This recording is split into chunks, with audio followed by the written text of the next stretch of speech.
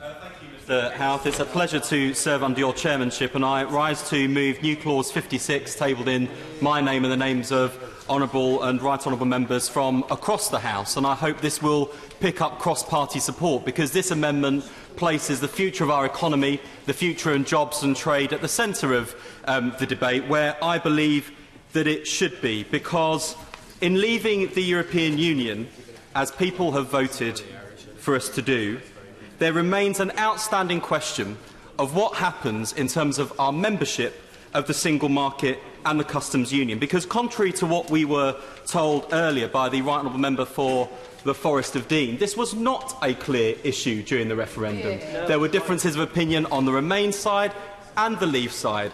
And given that ambiguity on something as important as this, it's quite right that Parliament, in taking back control, should at least give the government a steer about the future trading relationship that we would like to see. Because as members of the single market and customs union, we're part of the largest free trade area in the world, giving us unfettered access to 500 million consumers across the continent of Europe.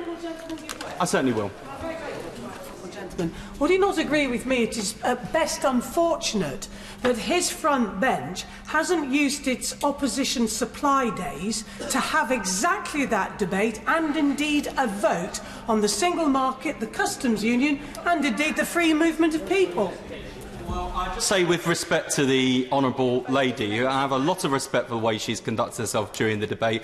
Her criticisms of our front bench, and in particular the shadow Brexit team, I think are particularly unfair. But in any case, her criticism of our front bench would carry more weight in this House if she was clearer about which voting lobby she is going to be walking through on a number of crucial issues. It's all very well taking to the airwaves and speaking in the newspaper about the fight that you'll put up, or she will put up, Mr. Chairman, on these issues, but she's got to vote where her mouth is. I will give way again.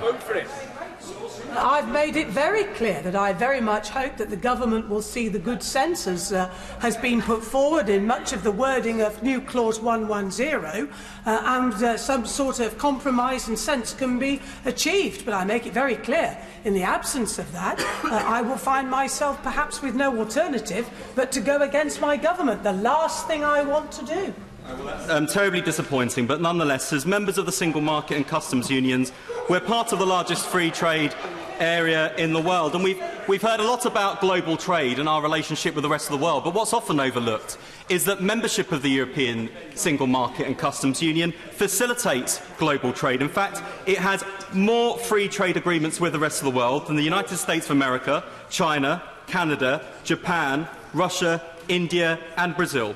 Every single sector of our economy will be affected by the decision and the outcome of the negotiations that our government make.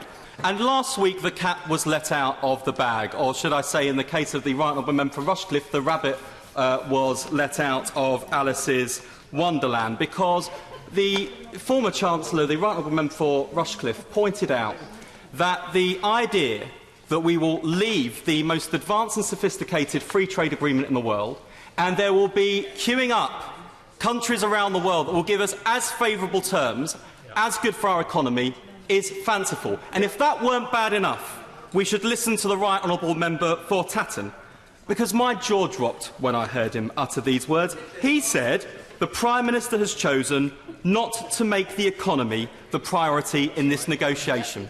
I'm just going to repeat this. Not to make the economy the priority in this negotiation. We are leaving the European Union.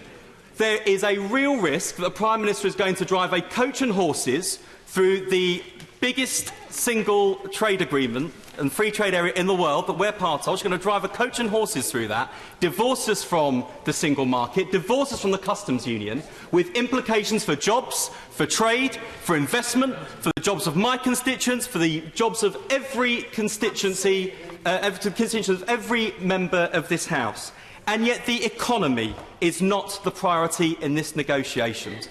I think this is an outrageous prospectus. How could any member of the party opposite support a prospectus that does not place the economy at the forefront of our departure from the European Union?